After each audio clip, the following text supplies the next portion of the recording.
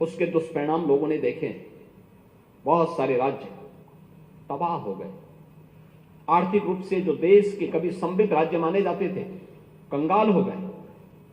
बहुत सारे नगर ऐसे थे जो देश के अंदर अपनी आर्थिक समृद्धि के लिए जाने जाते थे, वे पूरी तरह अस्तित्व से जूझते हुए दिखाई दे रहे थे। और इसीलिए केवल अधिकारों की बात नहीं, बल्कि भारत का संविधान अगर हमें मौलिक अधिकार देता है तो हमें हमारे मूल कर्तव्यों के प्रति भी एहसास कराता है। और उन मूल कर्तव्यों के प्रति एहसास कराने के लिए आजादी के अमृत महोत्सव वर्ष में प्रधानमंत्री मोदी जी ने देशवासियों के सामने रखा था, एक विजन रखा था, एक विजन डॉक्यूमेंट 25 वर्ष का,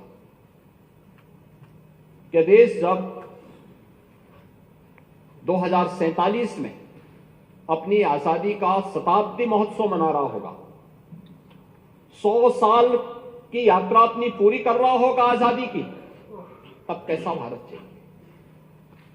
तब कैसा भारत चाहिए? एक विकसित भारत की उस परिकल्पना को साकार करने के लिए हमारे स्तर पर क्या प्रयास होने चाहिए? हमारे स्तर पर प्रयास होने हैं हर नागरिक के लिए पंच प्रण की बात प्रधानमंत्री मोदी जी ने की।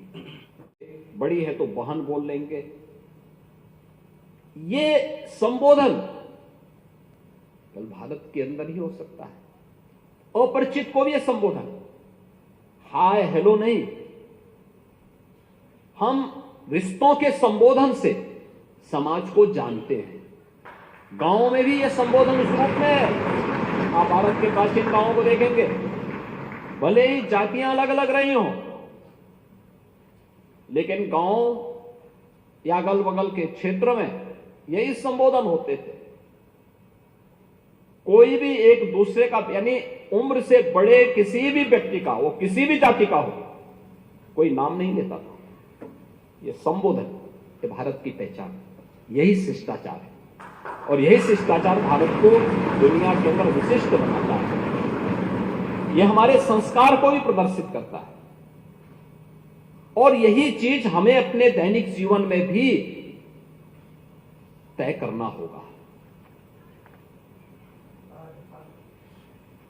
जिस